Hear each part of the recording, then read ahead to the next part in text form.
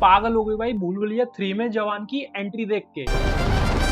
ऐसे ही पूरी मूवी में तगड़े तगड़े सीन्स है, तगड़े तगड़े मूवमेंट्स है, जिनमें से आज हम टॉप 16 मूवमेंट्स की बात करेंगे। नंबर 16 भूल भुलैया 3 स्टार्टिंग। तो मूवी की स्टार्टिंग होती है मंजुलिका के डांस के साथ, जिसमें वो अमीजे तुम्हार गाने पे नाच रही होती है, जिसके बाद राजा वहां पर आ जाता है और उस मंजुलिका में आग लगा देता है। अब एक्चुअली मूवी की स्टार्टिंग और मूवी की एंडिंग दोनों ही सीन्स बहुत ज्यादा कनेक्टेड है, बहुत तगड़ा सस्पेंस लेके चलते हैं, जो कि सस्पेंस में वीडियो के एंड में बता भी दूंगा। तो मूवी की स्टार्टिंग में ही जब मंजुलिका मर जाती है तो वो भूत बन जाती है, और भाई सिनेमा हॉल के अंदर अचानक उसका जो अपीयरेंस आता है भाई देख के सच में डर लग जाता है पहली बार। नंबर 15 रूह बाबा एंट्री। फिर मूवी में एंट्री मारता है इस मूवी का एक्टर कार्तिक आर्यन, जो की एंट्री थोड़े से फनी वे में दिखाई भी जाती है, जिसमें वो भूतों के नाम पे लोगों को पागल बना रहा होता है। बेवकूफ है दुनिया जो भूतों से डरती है। अब लोग चाहे कितना भी क्रिटिसाइज कर ले इस मूवी को, लेकिन भाई कार्तिक आर्यन के स्टार्टिंग से जो कॉमेडी सीन्स डाले थे वो काफी फनी थे और मजा भी आया था। नंबर 14 तृप्ति दिमरी एंट्री। तो कार्तिक आर्यन जब राजा के साल के घर पर जाता है भूत भगाने के लिए, वहां पर भूत बनकर एंट्री मारती है तृप्ति दिमरी, लेकिन वो एक्चुअली भूत नहीं होती, वो बस नाटक कर रही होती है कार्तिक आर्यन को डराने के लिए। जिसके बाद तृप्ति दिमरी को पता लग जाता है कि कार्तिक आर्यन सबको पागल बनाता है बाबा बनकर। भाई कुछ भी सही, तृप्ति दिमरी जब एंट्री मारती है वो डरावनी के साथ हॉट एंड सेक्सी भी लगती है। Number 13 Manjulika entry. फिर मूवी में एंट्री मारती है अपनी पुरानी वाली मंजुलिका विद्या बालन। अब वैसे इसकी एंट्री इतनी ग्रैंड नहीं थी, लेकिन भाई इसके आने के बाद जो मूवी में वेटेज बढ़ जाता है वो अलग ही था। वैसे मेकर्स ने काफी दिमाग लगाया इसको मूवी में डालकर ऑडियंस के मन में एक सस्पेंस बना दिया। नंबर 12 तृप्ति दिमरी डेथ सीन। हाँ तुमने सही सुना, अचानक एक सीन आता है रात के टाइम पर, कार्तिक आर्यन घूम रहा होता है तो छत के ऊपर उसे तृप्ति दिमरी दिखती है खड़ी हुई, और अचानक वो नीचे कूद जाती है और गिरकर मर जाती है, और फिर वो सडनली भूत बनकर कार्तिक आर्यन की तरफ आ जाती है स्पीड में, जिसको देखकर कार्तिक आर्यन अचानक से नींद में से उठ जाता है। वेल ये सिर्फ एक सपना ही था कार्तिक आर्यन का, लेकिन भाई इस सीन ने अचानक से कंफ्यूजन पैदा कर दी थी, जिसके बाद दिन में जाकर कार्तिक आर्यन तृप्ति दिमरी को पीछे से पकड़ लेता है कि नहीं कूदने दूंगा। उसके बाद से इनकी लव स्टोरी शुरू भी हो जाती है। नंबर 11 मंजुलिका का निशाना। वेल जब हमें मूवी की बैक स्टोरी दिखाई जा रही थी तो उसमें हमें दिखाया था कि मंजुलिका का जो निशाना था काफी तगड़ा था, ऑन एक्यूरेट था, ऑन पॉइंट था। फिर प्रेजेंट डे में विद्या बालन पूरा महल जब देख रही होती है तो वो भी चाकू से एक निशाना लगाती है, लेकिन जो मेन टारगेट होता है वो मिस हो जाता है, जिसको देखकर महल के लोग उसका मजाक उड़ा रहे होते हैं, लेकिन एक्चुअली में विद्या बालन निशाना लगा देती है एक मक्खी पर, जो कि उसे बहुत ज्यादा परेशान कर रही होती है। नंबर 10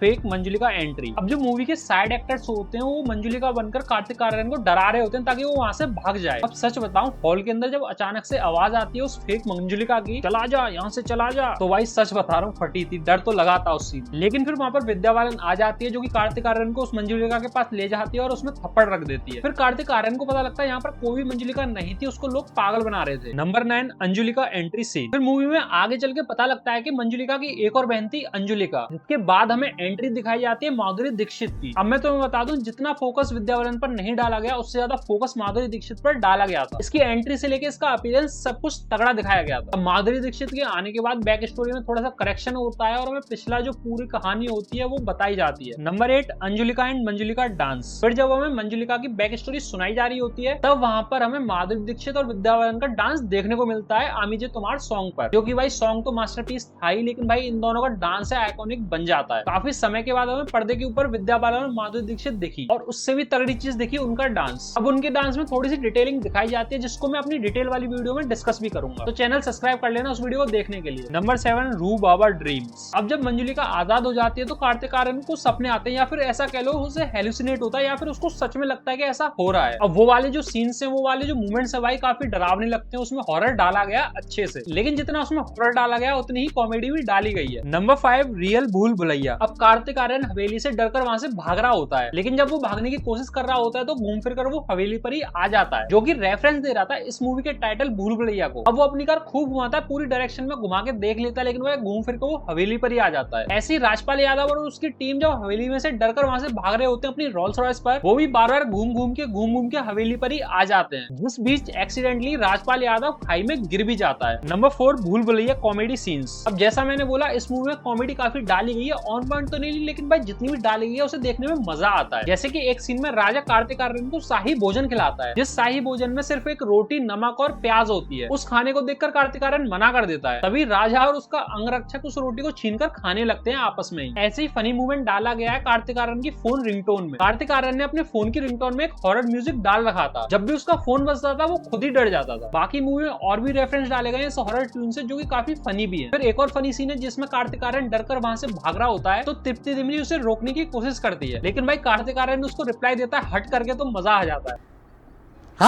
ऐसे ही एक और फनी सीन है मूवी की एंडिंग में, जब वो पंडित कार्तिक आर्यन को एक पवित्र तेल बनाकर देता है मंजुलिका को मारने के लिए, तो उस तेल को संजय मिश्रा और उसकी पत्नी लगा लेती है अपने सर पर, ये बोल के कि जब इससे मंजुलिका मर सकती है तो हमारे सर की जूह भी मर सकती है। नंबर 3 जवान एंट्री सीन। फिर भाई मूवी में एक सीन आता है जहां पर हमें जवान की एंट्री दिखाई जाती है। भाई सच बता रहा हूँ, इस सीन में मैं हंसते हंसते पागल हो गया था। तो जैसा मैंने वीडियो में बताया था, राजपाल यादव एक खाई में गिर जाता है। तो जब मूवी की एंडिंग चल रही होती है तो वहां पर इन्हें मदद की जरूरत होती है। तो राजपाल यादव के पूरे शरीर में पट्टियां बंध रही होती है और उसने एक लाठी भी पकड़ी होती है अपने सपोर्ट के लिए। तो वो पूरी की पूरी सेम एंट्री मारता है जवान वाली। और भाई उस सीन में पूरा जवान का म्यूजिक से लेके पूरा बैकग्राउंड डाल दिया जाता है, जो कि भाई इतना फनी लगता है बस पूछो ही मत। तुम्हें वो वाला सीन कैसा लगा कमेंट में जरूर बताना, मैं जरूर देखना चाहूंगा। नंबर 2 भूल भुलैया 3 एंडिंग। अब मूवी के एंड में काफी ज्यादा मजा आ जाता है, क्योंकि भाई इसका जो सस्पेंस होता है वो खुल जाता है। हमें पता लगता है मंजुलिका और अंजलिका में से कोई भी भूत नहीं है। एक्चुअली मेन भूत जो रियल भूत होता है वो होता है कार्तिक आर्यन खुद, जो कि भाई मूवी का सबसे तगड़ा प्लॉट ट्विस्ट होता है। और भाई काफी तगड़ा सस्पेंस था, मैं गैस नहीं कर पाया था, सच बता रहा हूँ। मेकर्स ने हमें कंफ्यूजन करके रख दिया विद्या बालन और माधुरी दीक्षित के बीच में, ताकि हम ये पता ना लगा पाए कि जो असली अपना मेन कैरेक्टर है वो अपना कार्तिक आर्यन ही है। अब 200 साल पहले जब राजा ने आग लगाई थी वो मंजुलिका में नहीं कार्तिक आर्यन में लगाई थी, क्योंकि कार्तिक आर्यन को वहां का राजा घोषित किया जाता है। लेकिन राजा को पता लगता है कि ये तो एक गे है जिसको घुंघरू पहनकर नाचने में मजा आता है, जिस वजह से राजा उसको जला देता है। और ये सारा कुछ षड्यंत्र रचा होता है माधुरी दीक्षित और विद्या बालन ने, जिसकी वजह से कार्तिक आर्यन इन सबसे बदला ले रहा होता है। लेकिन इस बार जब पुनर्जन्म होता है तो विद्या बालन और माधुरी दीक्षित कार्तिक आर्यन को नहीं मार, और यहीं पर कार्तिक आर्यन को मुक्ति मिल जाती है और मूवी की एंडिंग हो जाती है। Number 1 Bhool Bhulaiyaa 3 post credit scene. Movie के पोस्ट क्रेडिट सीन में हमें सिर्फ गाना दिखाया जाता है भूल भुलैया 3 के टाइटल ट्रैक का, जो कि मैं सच बताऊं इस बार मजा नहीं आया। भूल भुलैया 1 का जो टाइटल ट्रैक था हरे राम हरे कृष्ण वो बेस्ट था। उसके बाद भूल भुलैया 2 में जो रीमेक बनाया गया वो भी काफी ठीक था। लेकिन इस बार भूल भुलैया 3 में इस गाने की पूरी ऐसी मार के रख दी। वैसे मैं तुम्हें बता दूं, इसमें हमें जो स्टार्टिंग में रैप सुनने को मिलता है वो पिटूल का था, जो कि फॉरेन का एक सिंगर है, एक रैपर है। तो मैं तीनों मूवी से कौन सा वाला टाइटल ट्रैक पसंद आया था मुझे कमेंट में जरूर बताना। वैसे मुझे टाइटल ट्रैक 2 पसंद था। वीडियो बनाने में काफी मेहनत लगती है, स्क्रिप्ट से लेके एडिटिंग तक, तो इस वीडियो को 1 लाइक जरूर दे देना। अगर ऐसे ही मूवी से रिलेटेड कंटेंट देखने में मजा आता है तो चैनल को सब्सक्राइब भी कर लेना। तब तक के लिए मिलते हैं अगली किसी वीडियो में। Tata bye bye.